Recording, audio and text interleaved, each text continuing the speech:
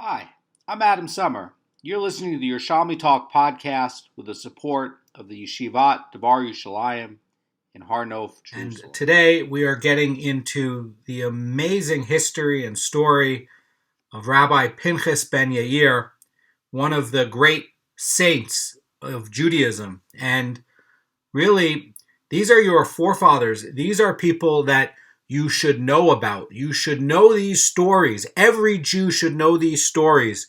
And this is your heritage.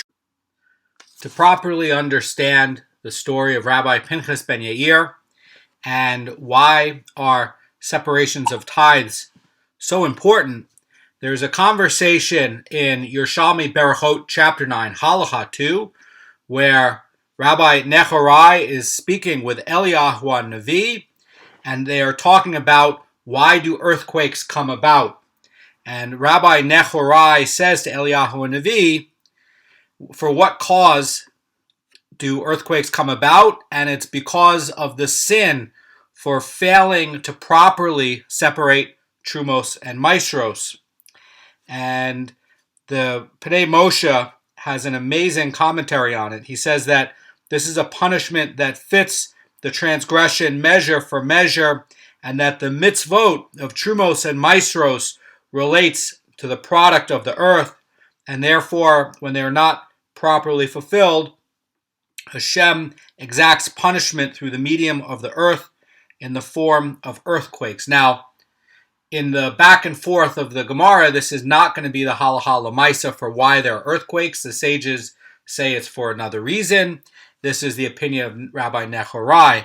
And Rabbi Nechorai is going to give support for why this is. He says, when Israel does the will of the omnipresent and separates the maestros as required, then the eyes of Hashem, your God, are always upon it. This is talking about the land. And from the beginning of the year until the end of the year, and the land is not harmed in any way. This, by the way, is talking about and referring to Devarim 11:12, which is a verse that's going to be talking about Hashem's goodness toward the land, that he's always watching the land and ensuring peace, and that there's an elevated state in Eretz Yisrael of Kedusha.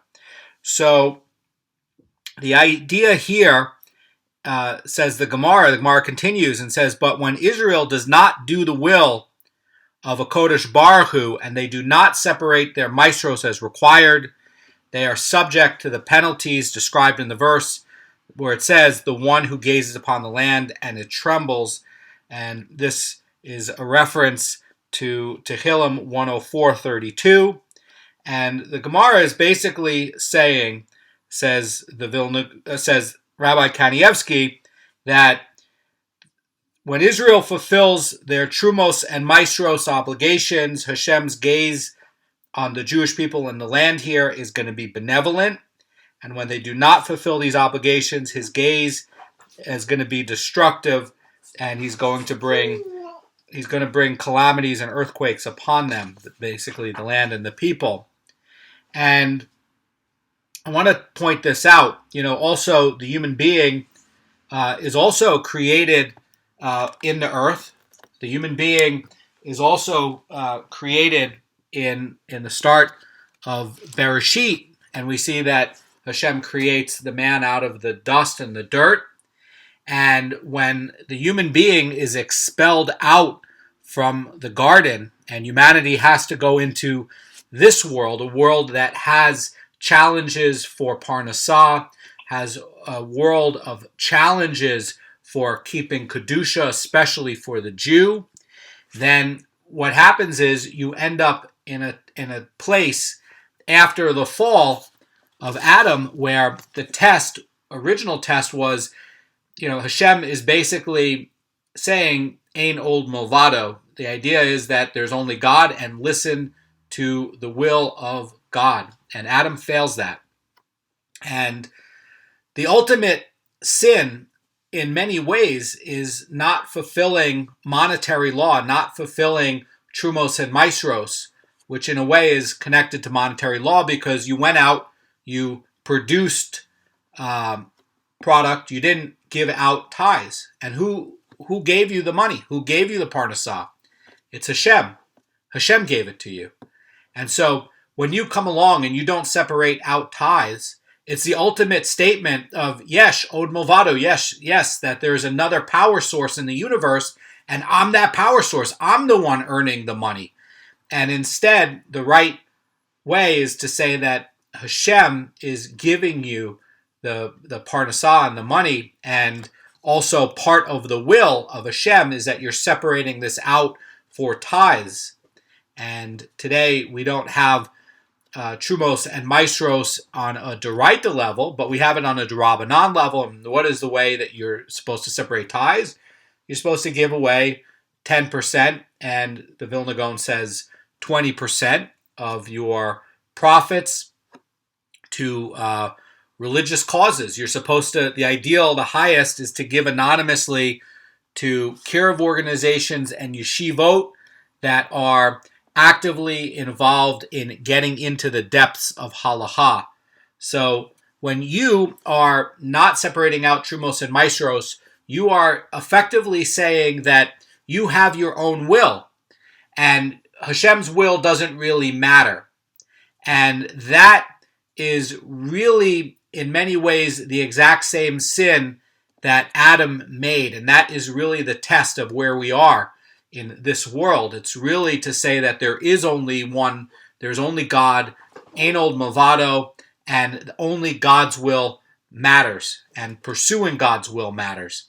And when you are not separating out trumos and maestros, you are effectively saying, I have my own will, and whatever, who cares about God's will?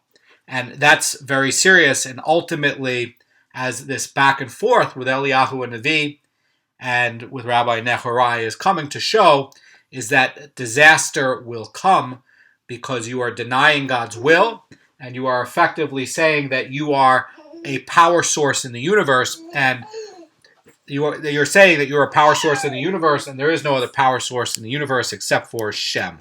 Rabbi Zera, in the last shiur, says that we are not even like the donkey of Rabbi Pinchas ben Yair. We are like regular donkeys. And about making a small mistake in the halacha, Rabbi Zera says about himself that if the earlier scholars of the previous generations were sons of angels, we are the sons of men.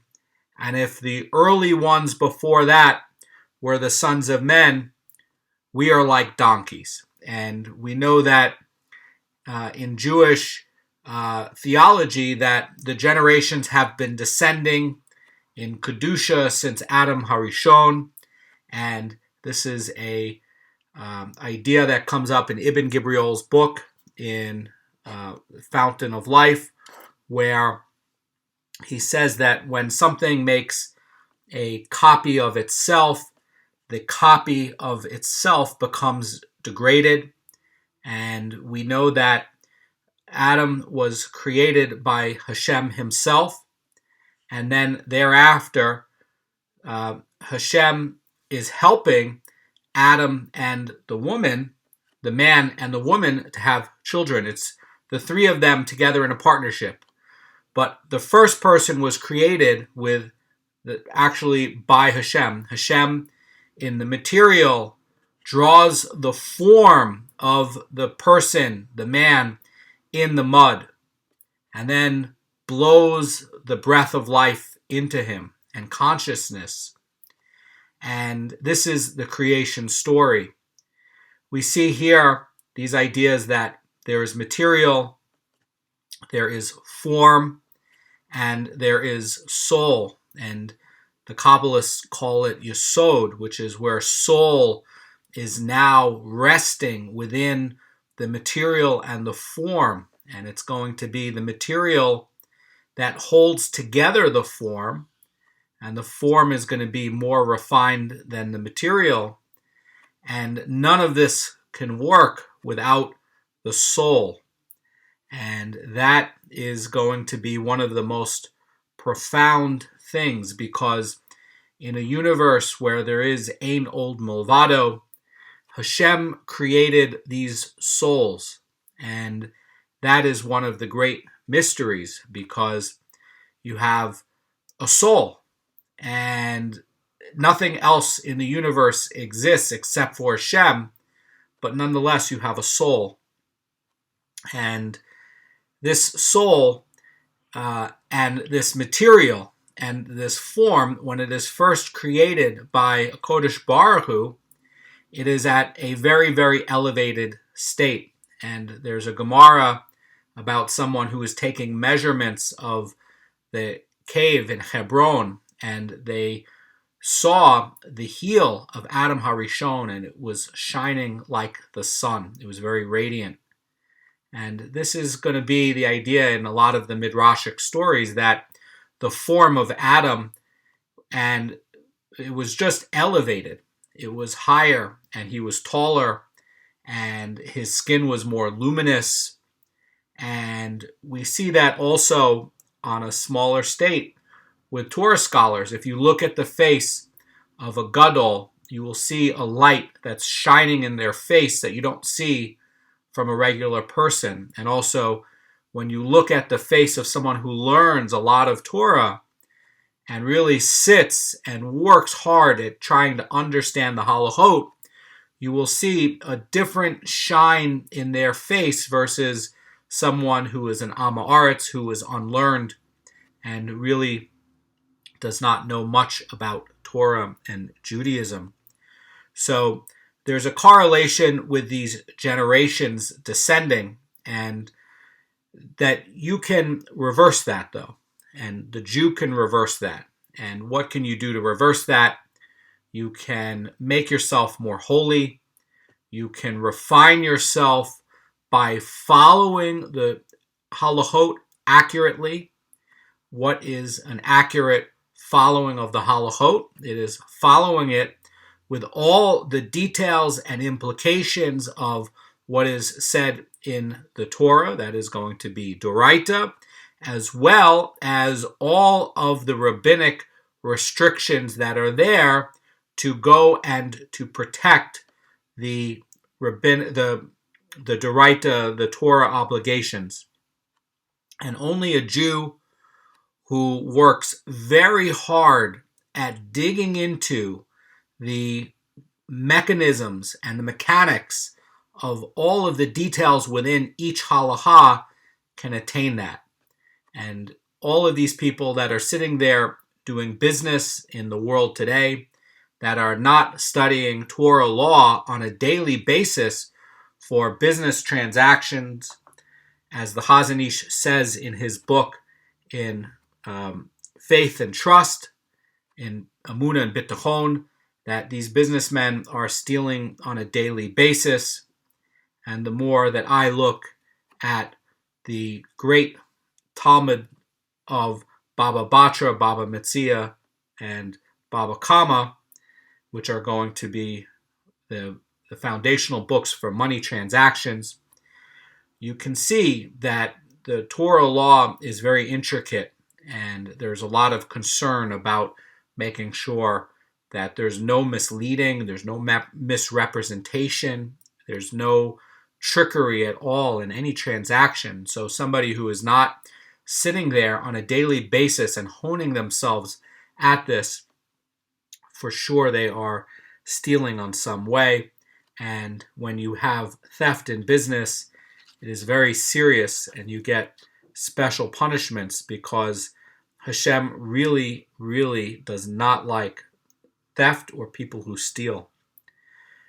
So we see a degradation of the people. The people today are surrounded in a wave of Tumah, and it is these forces of Tumah that come and degrade us.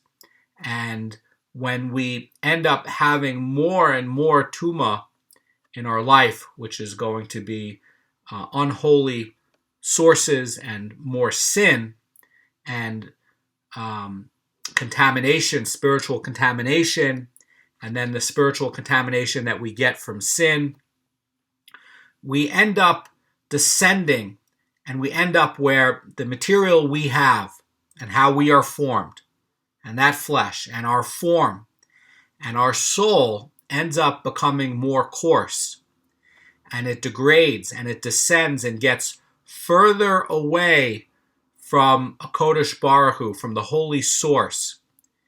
And so what ends up happening is there is less divine providence shining on you, and there is less divine light shining on you. You are further away. And what happens when you have less divine help?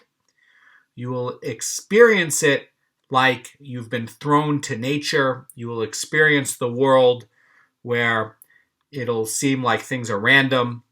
And the more you descend with coarseness, the less you can see the workings of heaven, and the less you can experience it. And most of what you will experience is going to just be the punishments from sin, and you will not taste the sweetness of being close to the divine source. The more holy you make yourself, and the only way you can do that is with Torah learning, the more you will experience the warmth of that divine light, which is going to be divine providence, and this continuous creation through divine emanation. And the more close you are to the Holy One, to the source, the more real you are, and the more reality you have. You end up where your form, your material, and your soul is more refined, and so you are able to reflect more of this divine providence and light, and you can experience all of the blessings that the Torah talks about because you are holy to Hashem. That is the purpose of life. The Rambam is asked a question, and he responds in his writings, and the question is, what is the meaning of life? And for that, he says, it is actually a stupid question. And you can see in Parshas Kedoshim where it's saying you are to be holy to Hashem. And the Rambam writes, you are to make yourself holy to Hashem. That's it. That's it. That's the purpose of life. And the purpose of life as the Jew in this domain here, not in Olam Haba, not in the resurrection or the time of the Mashiach, but this realm today, is to be holy to Hashem, to be very close in a material world to the Holy One, and to refine yourself and to experience all of the blessings that are talked about that you can see in the Shema that is represented as being in this world right now. Now, Rabbi Pinchas ben Yair went and refined himself to such a level that amazing things were happening for him within the regards of divine providence and divine help. Also, his material things that he owned was more elevated. And with regards to form, by the way, he was a Goan. So Goans are going to be more holy than a regular Jew or a Levi. And the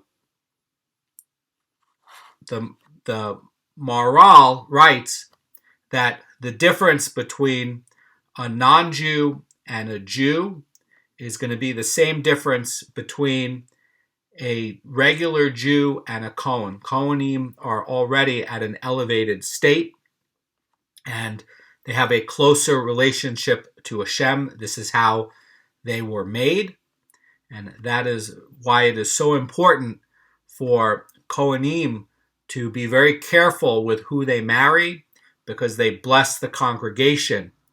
And that is a very deep, profound concept in itself. But Rabbi Pinchas ben Yair was a Tana, and we see that the generations are descending. And so, he was not one of the Zugot.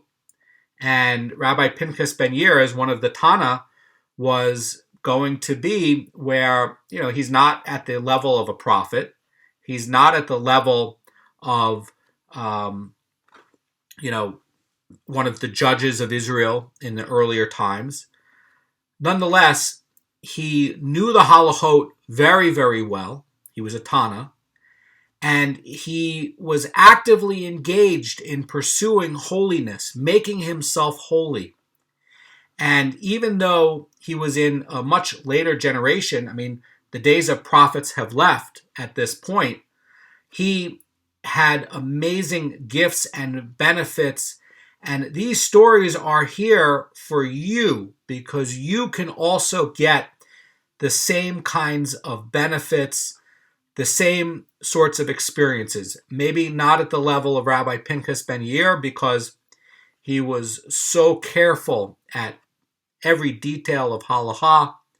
And the more careful you are at pursuing every detail of halacha, the more you are going to see an elevated state with everything around you, because God will continuously create a universe for you that you experience where you have something that is closer to Hashem.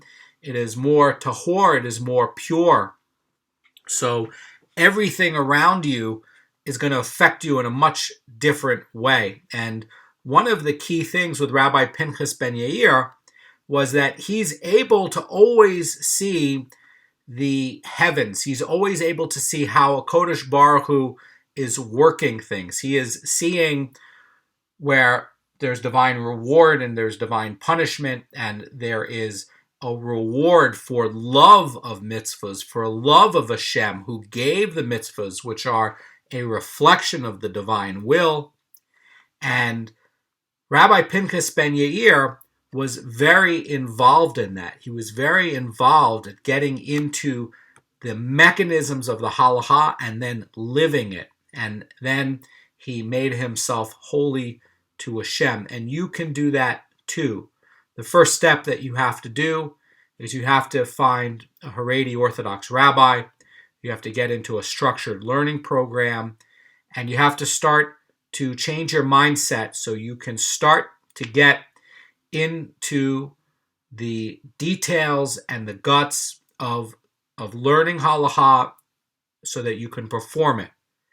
It's not enough to just do mitzvot. You have to learn about the mitzvot so that you can do it accurately. Now, when you are in an elevated state spiritually and materially and with form, doesn't mean that you necessarily have more money, but you have less tuma, you have less decay. And what happens is, the more you make yourself close to Hashem, the less concealment that Hashem has in your life. And conversely, the further you get away from Hashem and the more you descend into this darkness of tuma, the harder it is to see Hashem. There's more concealment. And so there's a very strange pasuk in Pesachim where it says that those who abandon Judaism are not allowed to eat the Korban Pesach. And so when we see that the majority of the Jews died in the plague of darkness in Egypt, they had already abandoned on some level Judaism. These are the people that went down and descended into the 50th level of Tuma. And the darkness went into them. Their soul descended so far. The material and the form that they have descended so far into this darkness that they were effectively lost. They totally abandoned Judaism. And that is why they could not be redeemed. They could not eat or partake of the Korban ritual of the Pesach that would happen with the Jews leaving Egypt. You have to have holiness in order to experience this divine light. And so these stories are here to give you encouragement. And when you go into a shul and you see a gadol praying, one of the great sages of Eretz Yisrael, of Am Yisrael, in today's generation, and every generation has a few of them, you will see them praying with so much fervor. And they are so connected and they are so close, and their prayers do get answered. But that is not something that is exclusive to just them. That is promised to every Jew. You can get that as well.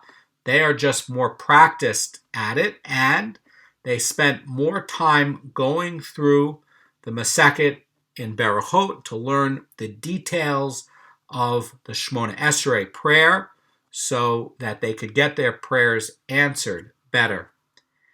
When you pray the Shemona Esrei in the wrong way, it's very hard for you to get your prayers answered. In fact, the Gemara says you will not get your prayers answered.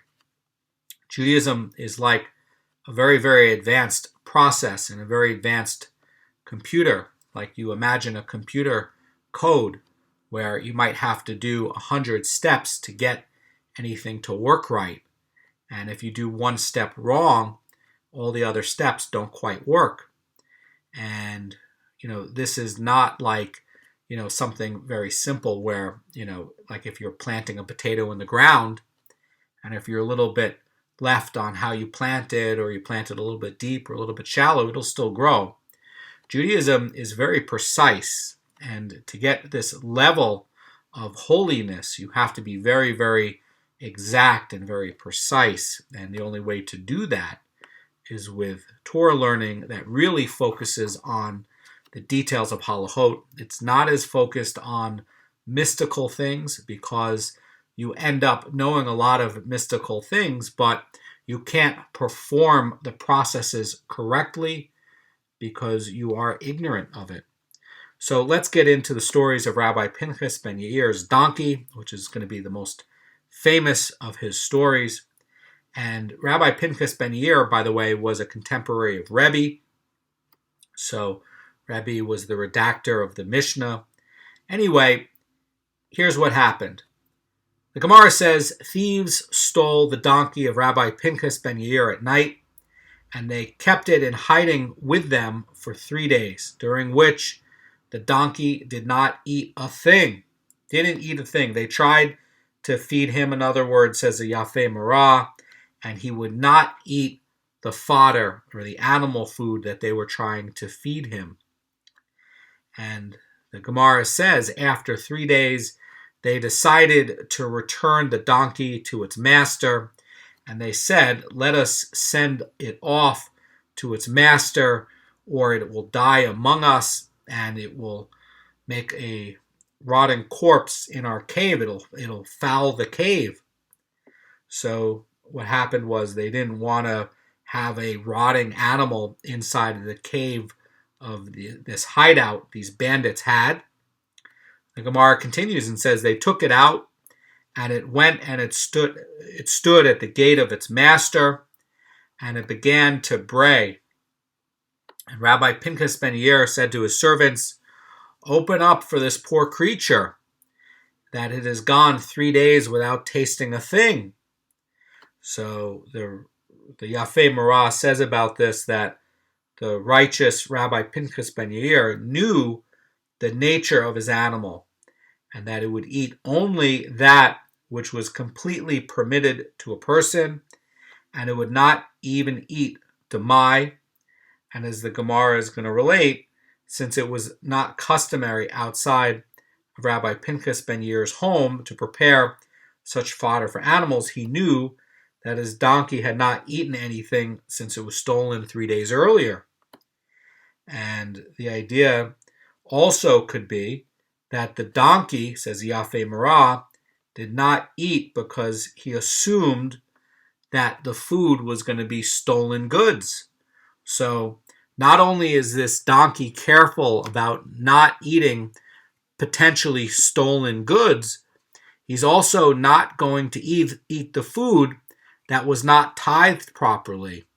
How amazing is that? And again, that's going to be a thing where, Rabbi Pinchas ben Yair becomes so elevated by doing Torah and mitzvot and Torah learning at very exact and high level that the material things that he owns ends up becoming more refined as well. So not only do you become more refined and your body becomes more refined, but the material things in your possession also become elevated, so that you see a difference between this donkey and you see a difference between a regular donkey.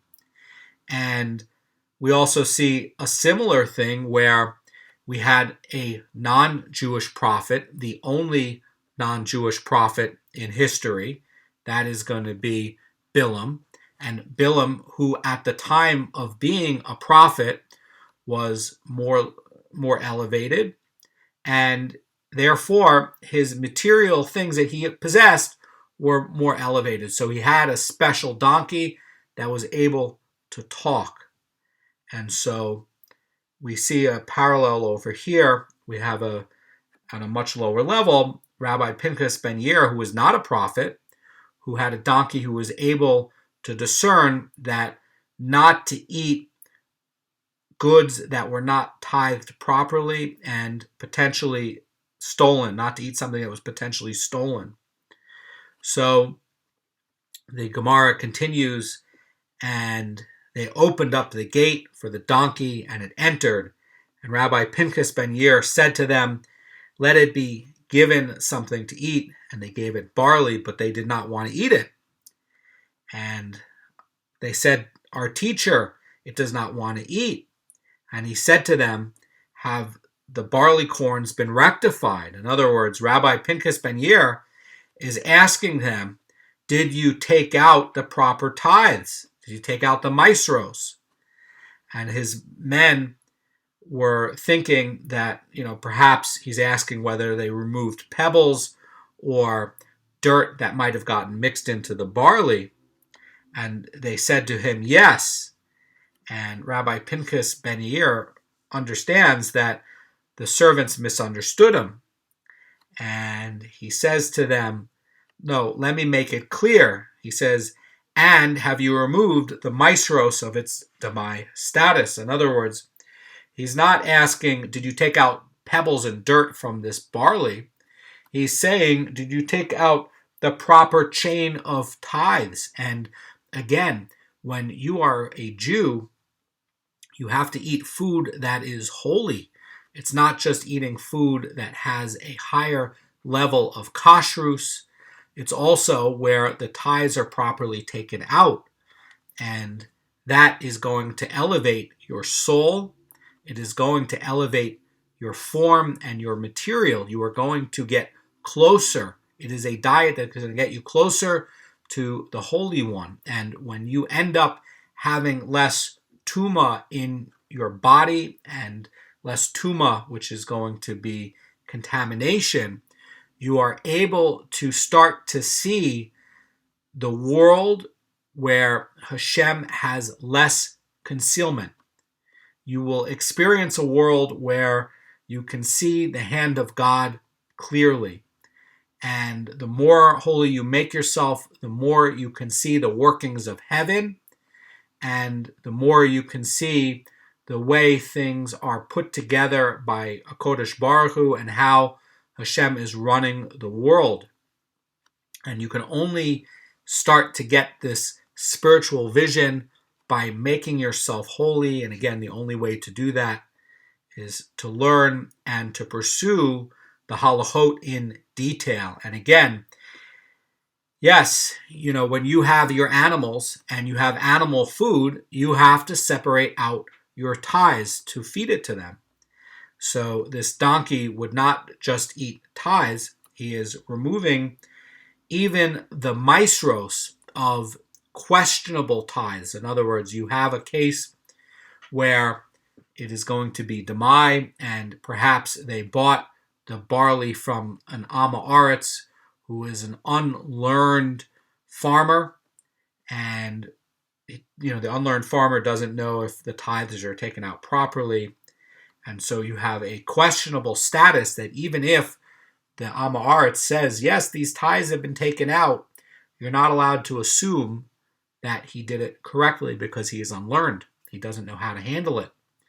So what happens is it enters this Demai status where you're not sure, and you still have to separate out the tithes. This is going to be a d'Rabbanan restriction that is going to protect the status and sanctity of the tithes. And it's very important that you do not knock down the d'Rabbanan infrastructure because it is there to protect you. So these workers replied back to Rabbi Pinchas ben Yair, and they said, but has the teacher not taught us the Mishnah? It says, if one purchases produce for its seed, or to feed the animals, or flour for tanning the hides, or oil for a lamp, or for greasing a utensil, it is exempt from the Demai obligation. And here, this is going to be Demai barley that was purchased for animal food, so it should be exempt from tithes. And he said to them, you are correct according to the letter of the law. However, what can we do with this poor creature? Because it is excessively stringent upon itself. So they removed the maestros, and afterward it ate. So they basically, so this Mishnah is saying that if you have a case of Demai, and a case where you purchased this food from the Am Haaretz, that you can feed it to the animals without separating Demai, and the case is going to be where the animal, nonetheless, was going to be stringent on itself, and the Yafei Marah is going to say about this that, according to this Gemara, the Holy One, blessed is He, prevented Rabbi Pinchas ben Yair from transgressing not an actual prohibition, but just a self-imposed stringency. In other words, it's showing that he's very careful upon himself. He's being even more careful than the letter of the law in order to pursue the halachot extremely accurately and with the spirit of the law. And so the material things that Rabbi Pinchas ben Yair is also going to be at this elevated level, where it's not just trying to eat food that has had the tithes taken out properly, but even, the demai for food for animals does not need to have this separation taken out, and nonetheless it will not eat it unless it has had it taken out. And we're going to get into another story of Rabbi Pinchas ben Yair, who was living in the south of Eretz Yisrael, and we have a story where two people came to a city to seek work, and the Gemara says that two paupers deposited 2 seah of barley with Rabbi Pinchas ben Yair. In other words, they gave it to him to hold and to watch, and they forgot about the barley and they went away. And in the meantime, Rabbi Pinchas ben Yair planted the barley, harvested it, brought it into storage every year, and 7 years later, the men returned, and they wanted to take back the barley. And Rabbi Pinchas ben Yair said to them, bring camels and donkeys to take your barley. But meanwhile, until they return it, or they come to collect it until you have to return it, you have to guard their property. You have to guard it. That is one of the biblical laws. One of the key things about this is that everyone who's connected to a tzaddik is going to see more blessing in your life. And that is why you have to find out and seek out the Gedolei Yisrael. Whoever they are in the generation, you will know that by looking at the Hasidic dynasties and looking at who are the Admors, who are going to be the great leaders. Go seek them out. And if you are Sephardi, go seek out the great Sephardi leaders who are going to be from the great families in Morocco, or from the great families, the great rabbinic families in Syria, or the great Gedolim who are recognized as the great Sephardi Torah scholars. Go seek them out. Get a relationship with them. Go get brachas for them. And if you're just regular Ashkenazic, then go find out the leaders who are the leaders of the Jewish people, who are the leaders of the Lithuanian Orthodox community. And you can know that by seeing who is the Rosh Yeshiva of Ponevezh, or who is going to be the head of Eda Haredis, who could be Sephardi or Litvish or Hasidic. But meanwhile, you can ask the Eda Haredis organization, who are the Gedolim, and then start to go get blessings from them. Because when you start to have blessings from them, because they are at an elevated spiritual level, then things that you are connected with them will end up getting more blessing. And in this case, the barley that was being held by Rabbi Pinchas ben Yair was at an elevated state because he was the guardian of it. And so he planted it, and it increased in yield. Hashem blessed the barley of these poor people through the Gadol, Rabbi Pinchas ben Yair. So very important to seek out the Gedolim of Eretz Yisrael or in New York. And you want to really have a relationship with these people. The Gedolim are not like a normal rabbi.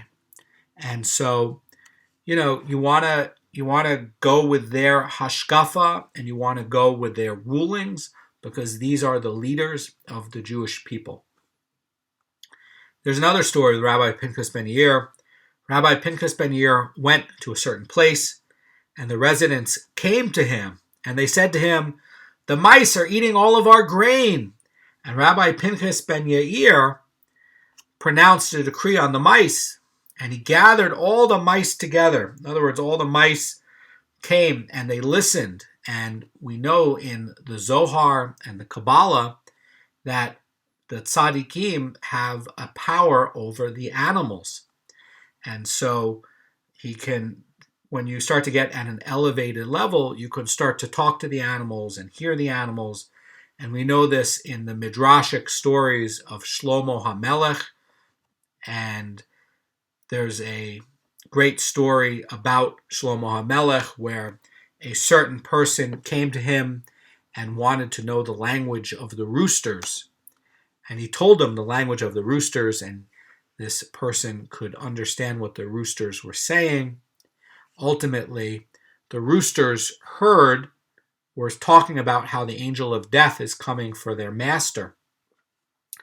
And the person came back to King Solomon and said, "Oh no, the roosters are saying the angel of death is coming for me today."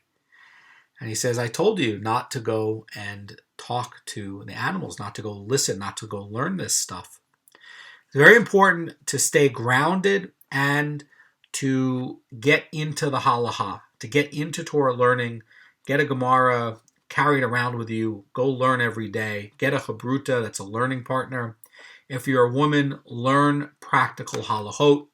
What my wife does is she goes to a ladies group once or twice a week in Har Nof, where a rabbi will come and maybe there'll be 20 ladies that are there to learn about practical halacha, and everybody brings a salad or dinner, and they all have a nice time, and they learn halachot together. But some of these concepts become so mystical that you really need to be at an elevated level to understand it. This is not for regular people, but he was at such a high level that he was able to talk to the mice. And the Gemara continues, and they began squeaking. And Rabbi Pinchas ben Yair said to the residents, "Do you know what they said?" And the residents of the town said, "No." And he said to the residents, "They are saying that the grain has not had its maestros removed." In other words, this is not even going to be where they removed the maestros as a Demai issue, that this is going to be halachic, and this is going to be a halachic requirement at this time to have the ties taken out.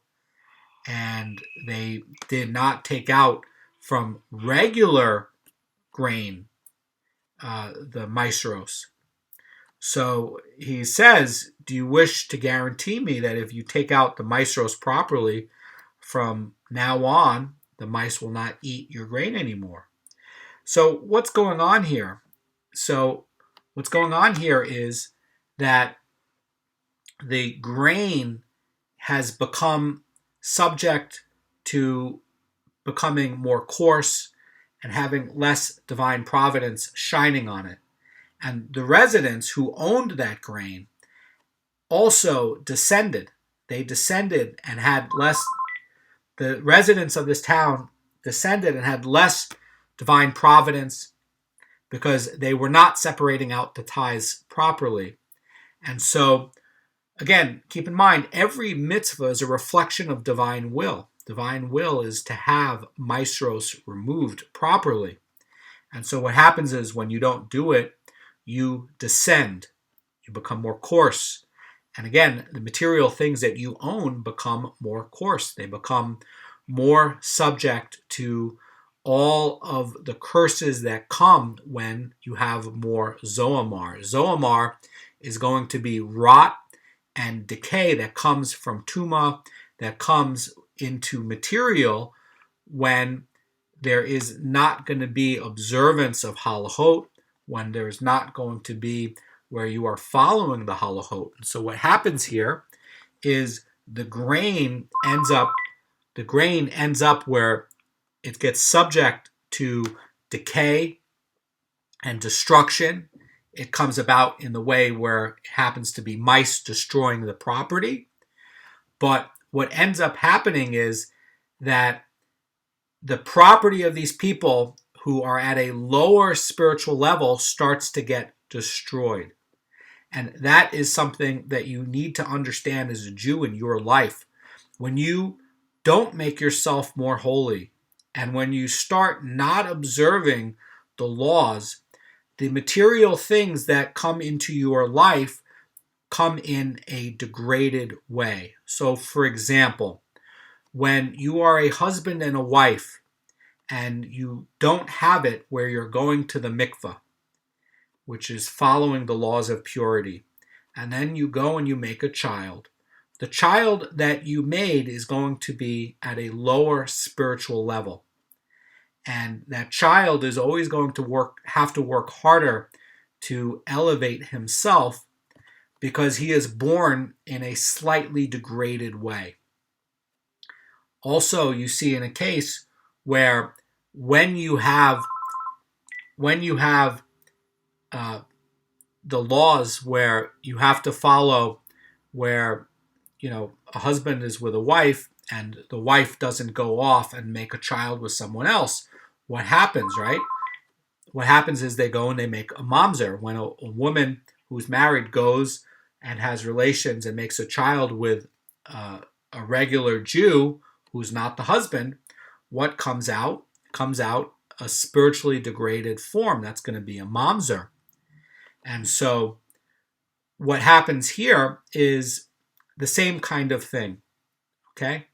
What happens is these people were not following Torah and mitzvot, and the property that they possessed, the things that they had, ended up being more subject to zoamar, being more subject to death and decay, and being at a degraded level. So it's very important to do Torah and mitzvot because you can elevate the spiritual things that come from you and your possessions. Your possessions will have more blessing. So the Gemara continues, and it says that the residents of the town guaranteed that they were going to remove the maestros, and they asked for Rabbi Pinchas ben Yair to guarantee us. And Rabbi Pinchas ben Yair guaranteed them and said that the mice will no longer diminish the stores of grain. And why is that? Because Rabbi Pinchas ben Yair knows how the heavens are working. He knows that when Jews are following the Torah and they are following it accurately, they are following the will of Hashem. The Torah and the mitzvot are a reflection of the divine will. They are there for you to follow, and when you follow them, you will be at a higher spiritual level and you will get more divine providence. And when you have more divine providence, the material things that you own will produce better.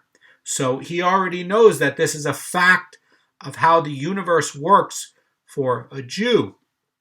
We live in a world today where everybody wants to make the Jews like all the other nations, and we have to resist that. We are Hashem's nation. We are a unique nation. We are not like the regular nations. We should not be like them in economics. We should not be like them in family structure. We should not be like the rest of the nations in terms of following their fads and their ideas. We should follow the Torah and the mitzvot and only rely on Hashem. Why?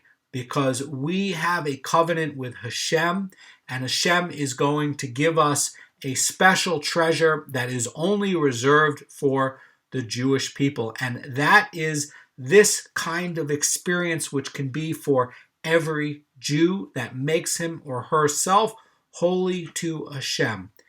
There's another incident that happens with Rabbi Pinchas ben Yair.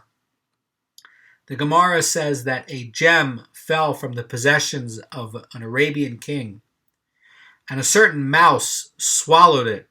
And the Arabian king came before Rabbi Pinchas ben Yair to get the mouse and to help him retrieve the gem. And Rabbi Pinchas ben Yair said to him, "What am I, a conjurer of conjuries?" In other words, he's saying, what do you think I am? Somebody who does witchcraft? Now we know witchcraft is not allowed, as you can see in Beurim 18:11. You're not allowed to use sorceries to do things on creatures. And you're not allowed to do sorceries to try to influence the world. All you do to influence the world is you make yourself holy, you follow the Torah and the mitzvot, and Hashem, who is continuously creating, will create a universe that fits in to help you. Now, we don't go use dark forces of Tuma to go try to manipulate things. All we do is make ourselves holy, and a Kodesh Baruch Hu will create a universe for us that fits in the way we need it to work, and where it will be good for us, and it will be with blessing, and it will not be with sin. It will be with reward, and it will not be with curses.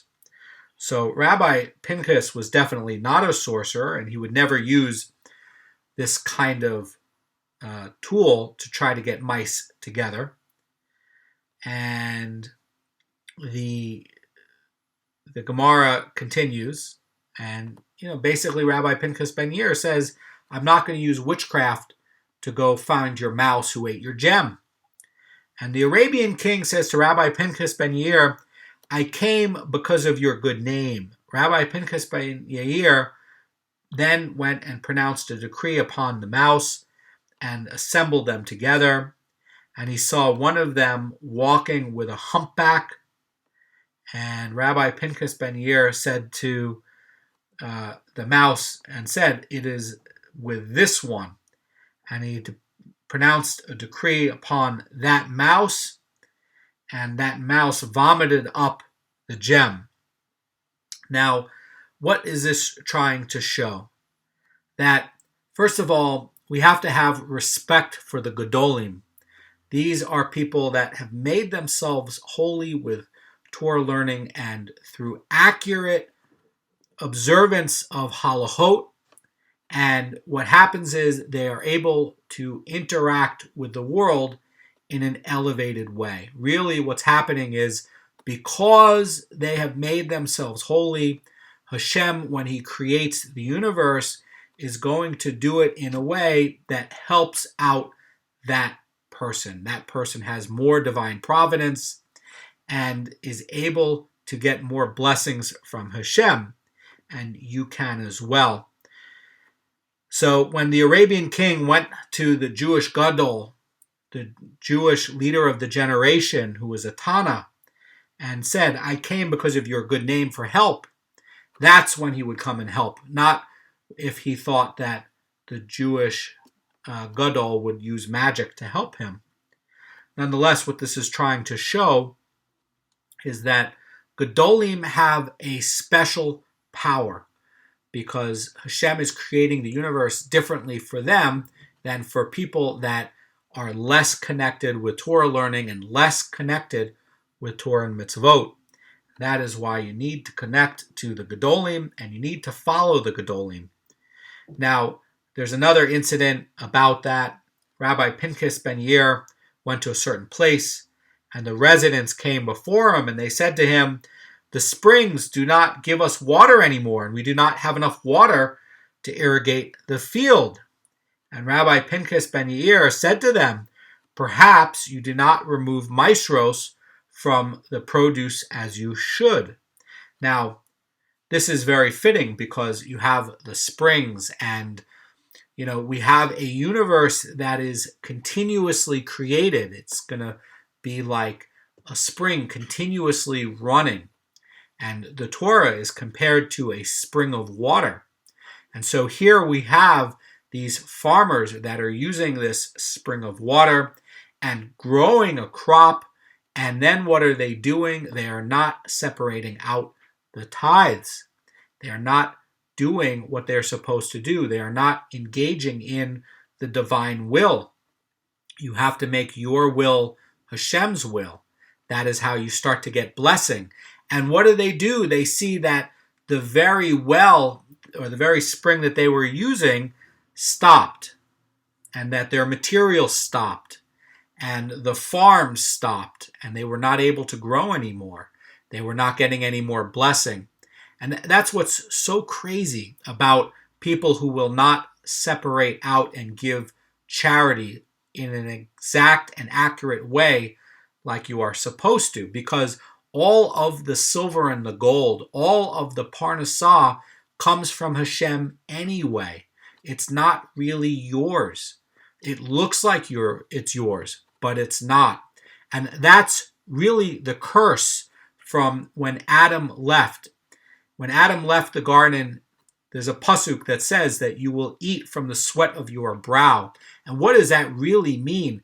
That really means that you were put into a world where measure for measure, because you were in the garden and you did not follow my will, and you did not believe in this concept of ein od milvado, that you are going to be stuck in a material world where it's going to look like you are the cause. It's going to look like you are the farmer and you are the one creating parnasah. That's part of the curse, and that is not true. Really, part of how you get elevated is to realize that a Kodesh Baruch Hu is continuously creating, and Kodesh Baruch Hu is really the only thing. Kodesh Baruch Hu is creating everything. There is nothing other than Hashem. So you are not a power or a cause. Only Hashem is a power or cause. And you are trapped in a world where it looks like you're making parnasah from your own power. And that's not true. You're making parnasah based upon your reward and your punishment and part of Hashem's plan. And if you want to know more about that, check out Duties of the Heart, Chapter 4, and it will explain it to you. Buy the book, keep it by your bed, and it will help you to lower your stress about money problems, because all of the money comes from Hashem. And same here. Why was there a problem with these farmers?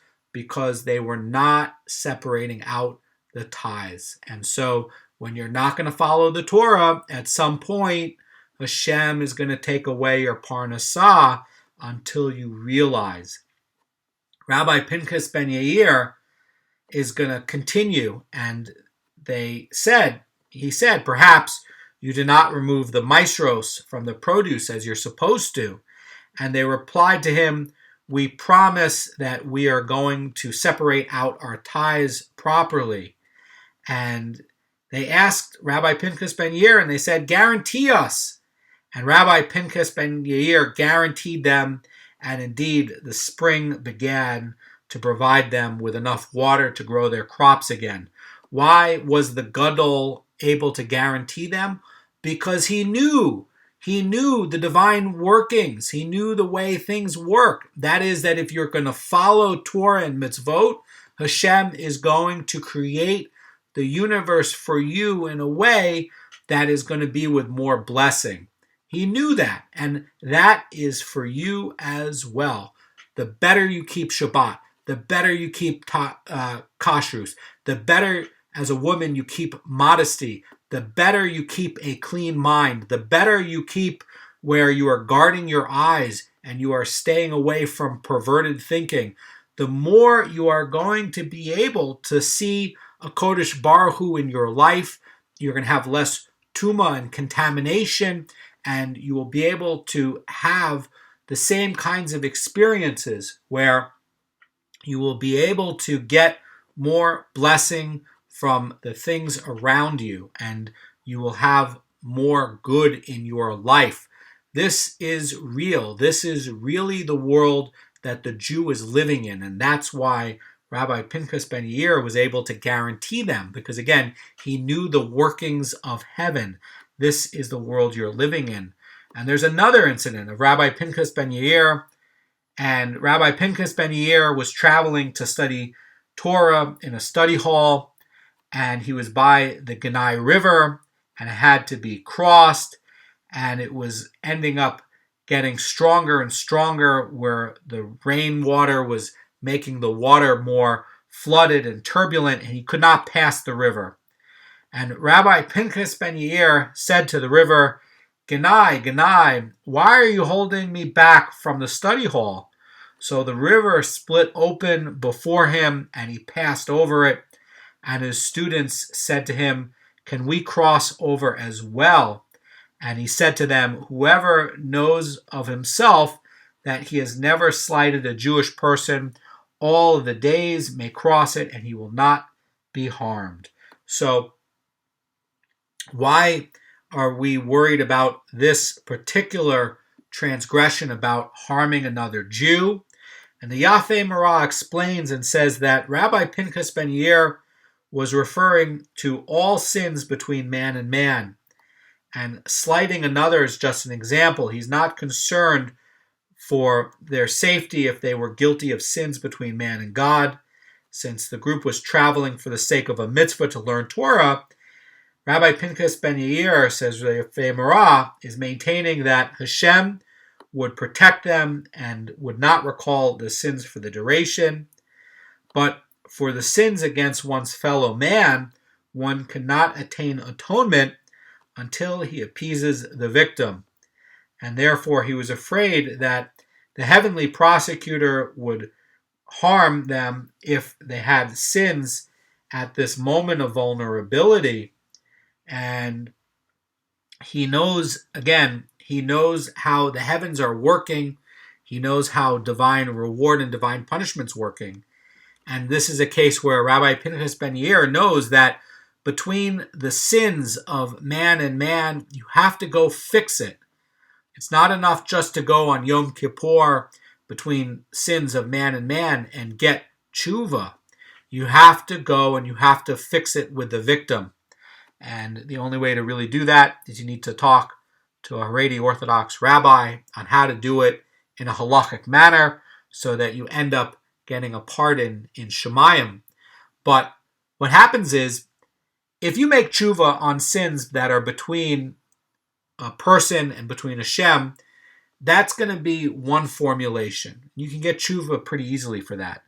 But if you're a rotten person, or you make mistakes and you speak lashon hara, or you cause spiritual or emotional damage to Jews, or even affected another person's property, like perhaps with theft, you can't get atonement just by going to Hashem for it. You got to go fix it with the other person. And so there's another rule that when you are vulnerable and in a dangerous situation, Hashem, and that's when Hashem can cause the judgment to come on you. At some point, sins that go unrepented will get punishment. And the reason that you didn't get punishment yet is because, again, Hashem is merciful in giving you time to make tshuva and fix it. But in a dangerous time, that's when the punishment may come. And Rabbi Pinchas ben Yair is saying, no, if you didn't make a problem between one Jew and another, or between man and man, then you're okay. You're okay to pass, and otherwise you're not okay to pass. And you can see more about this in the Bavli in Hulin 7b. The story over there is going to be where there's an Arab merchant who's coming with him Perhaps it is at a different time. And we see here a parallel about how, Moshe Rabbeinu is splitting the seas, and when Yeshua is entering into Eretz Yisrael, he's splitting the Jordan River.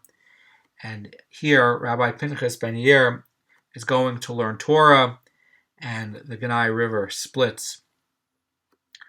The Gemara is going to have another story about Rabbi Pinchas ben Yair, and the Gemara continues, and it says, one time during a famine, Rebbe wished to permit the prohibited agricultural labors of the sabbatical year, and this is going to be, says the Vilna Goan, that Rebbe held that in his era of Shvius, it was enforced by rabbinical decree alone, and the Vilna Goan is saying that at this time, the Shvius laws pertained to the land only when the Yovel laws also apply. And we saw this in Masechet Shvius, that there is a Torah pasuk that connects the Shvius and the Yovel.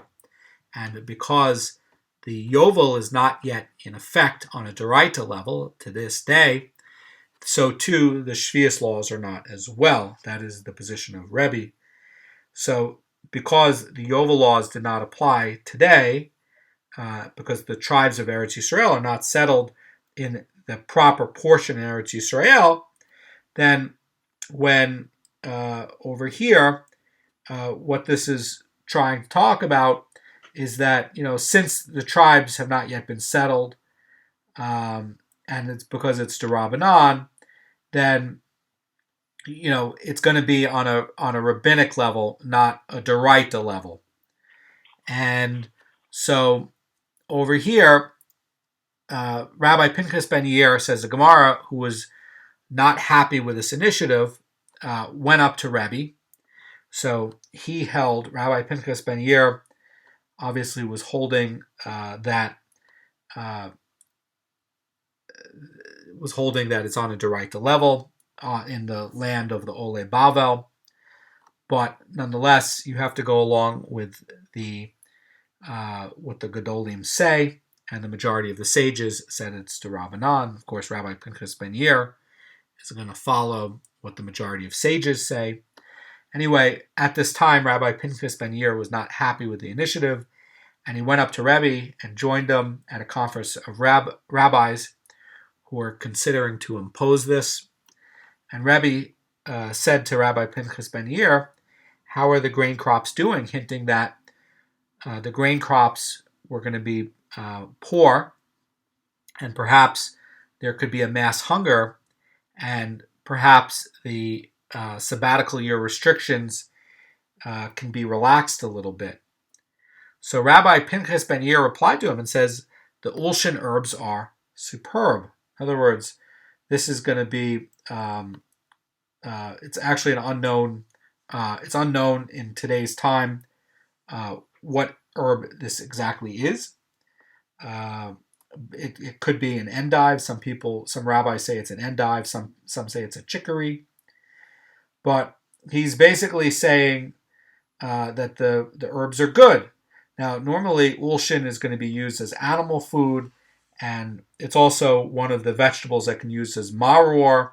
This is in Masechet Pesach, Pesachim.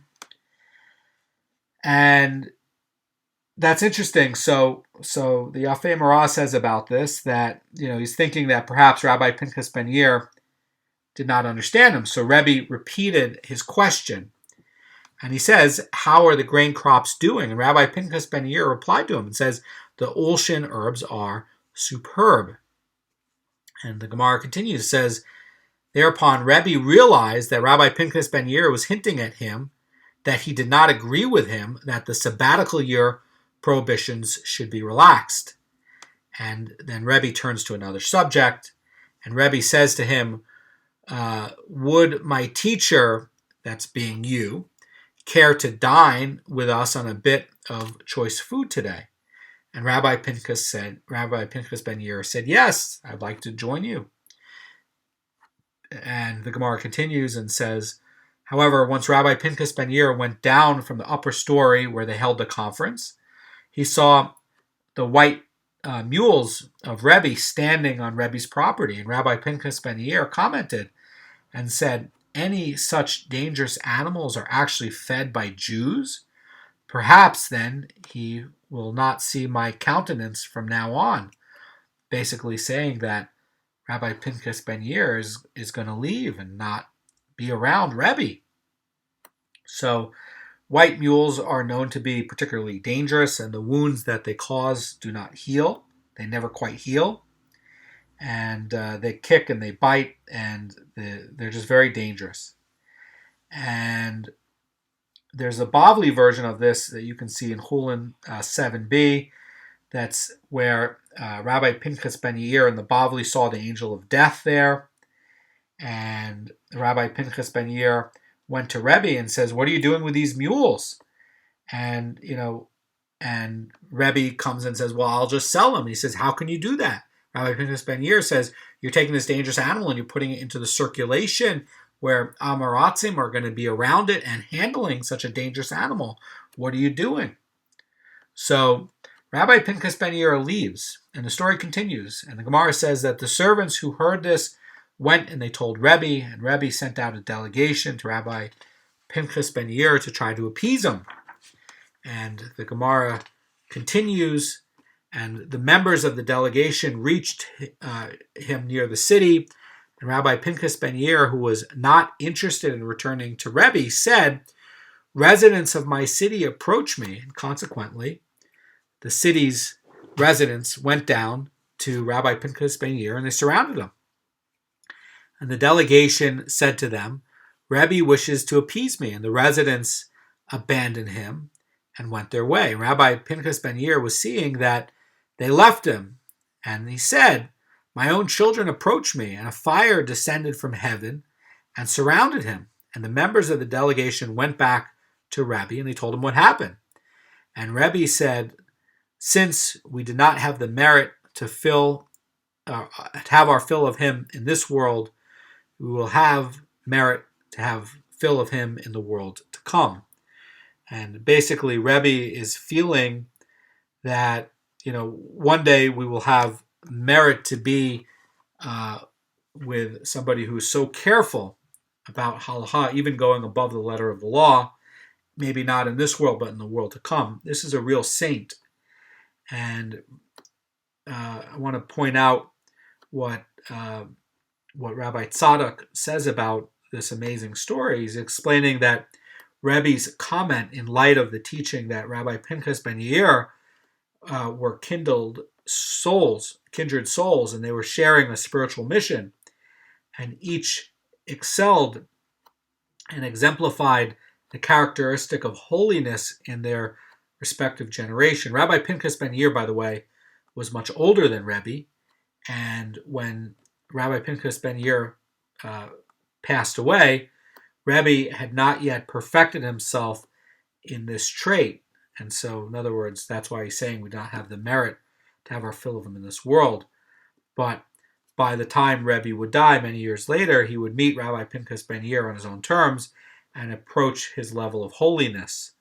So, it's very important for you also to try to increase your level of holiness as well. And we're going to get to the last story of Rabbi Pinchas ben Yair in this sugya. The story goes like this. Rabbi Haggai says in the name of Rabbi Shmuel bar Nachman, there was an incident involving a certain pious man who would dig wells and dig pits and vaults so that water would be available for passers-by. In other words, that this is the ditch digger. And in the Bavli, in Yevamos 121b, it's going to be a fellow named Nehunya, who's the digger of ditches. But there are going to be differences between this story and the story in the Bavli. So the story goes like this. There was an incident regarding a pious man, and he would dig pits, ditches, and vaults so that water would be available for passers-by.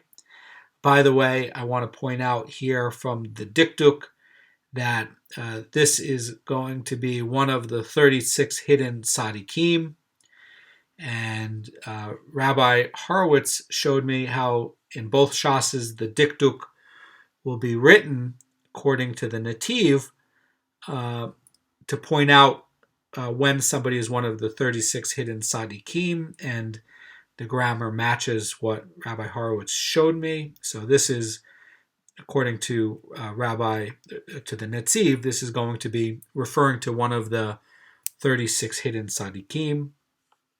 Very fitting that the Shas's will hide the identity of the 36 tzaddikim with special grammar. Nonetheless, this is here, so this is referring to this is one of the 36 hidden tzaddikim. And the Gemara says, once his daughter was passing over a river on her way to get married, and the river was flooding and it swept her away, and all the people went to visit him, and they tried to console him, and he would not be consoled. And Rabbi Pinchas ben Yair went to visit this man as well, and he tried to console him, but again, the pious man would not accept consolation. Now, it seems very strange that such a tzaddik would not accept the judgment of heaven. What's going on? Now, Rashi talks about this in Bereshit 37:35 and says that a person does not accept consolation over a living person whom he believes to have died.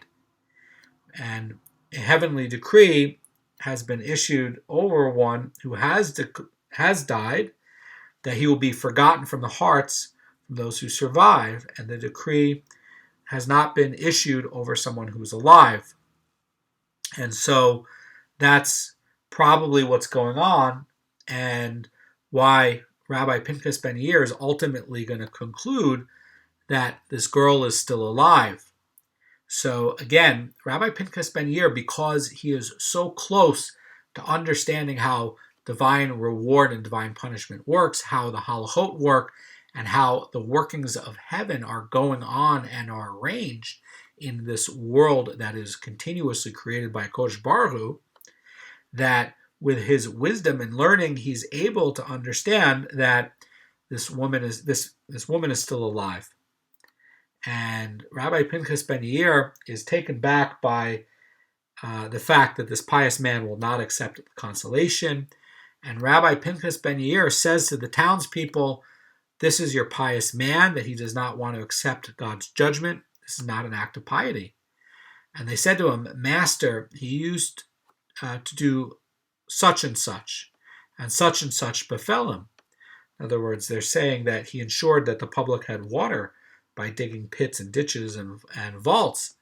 And how could it be that his daughter died in a freak accident? There's no such thing as an accident, by the way, but in a situation, in a judgment dealing with water like this.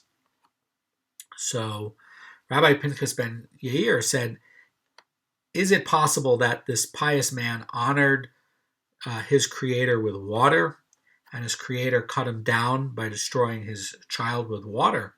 Certainly not. Again, he's coming to the conclusion that his daughter did not drown in water. And, he's basically asking, is it possible that his daughter should meet an end, even though that's the medium he's using to honor his creator? How is he honoring his creator?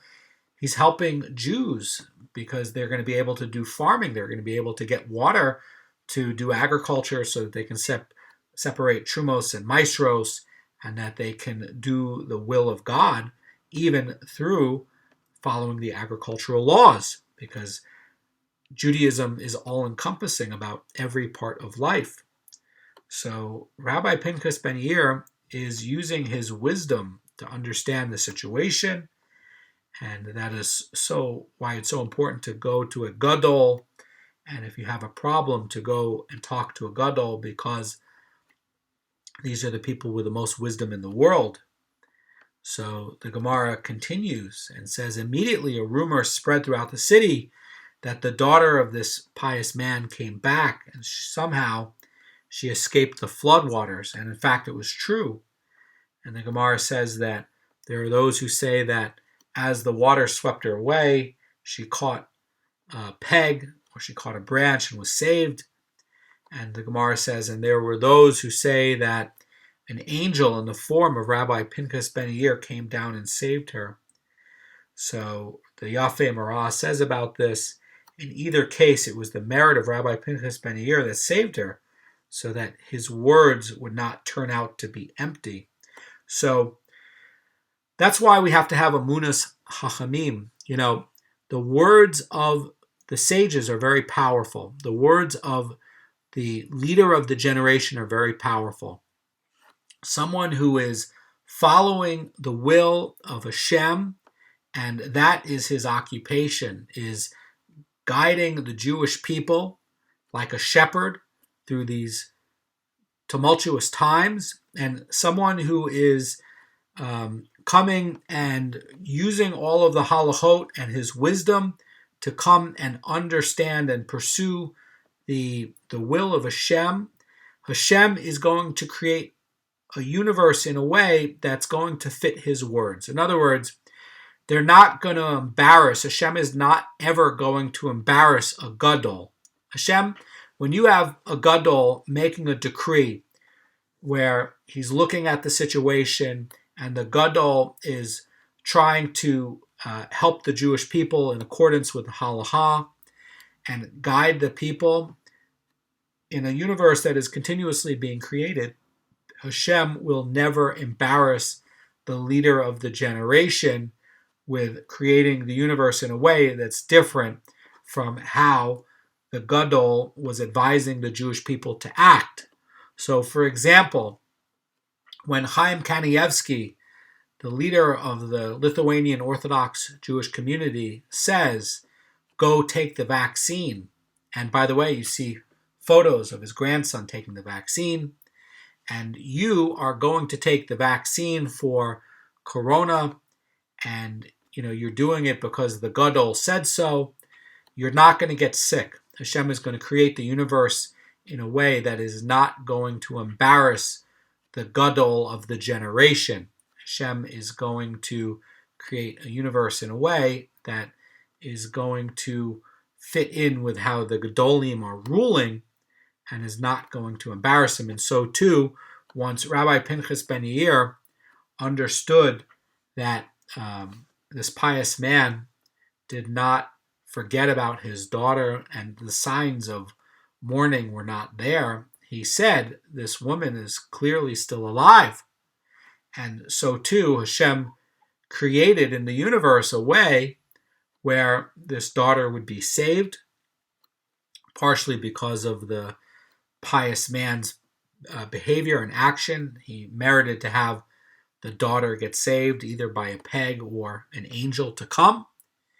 Or also another way to look at this story is that the gadol decreed that she was okay, and God created a universe where the girl was saved and okay. It's very important to follow the leaders of the generation, and it's very important to make yourself holy so that you have the merit with your children and you have the merit with your possessions and with yourself, and most importantly, you can have the experience that is promised to each and every Jew in this world, to have this metaphysical experience where you are getting all of these blessings by being close to the only one that can help you, and that is the creator of the universe, that is the God of Abraham, Isaac, and Jacob, as articulated by our teacher with the laws of Moshe Rabbeinu and passed down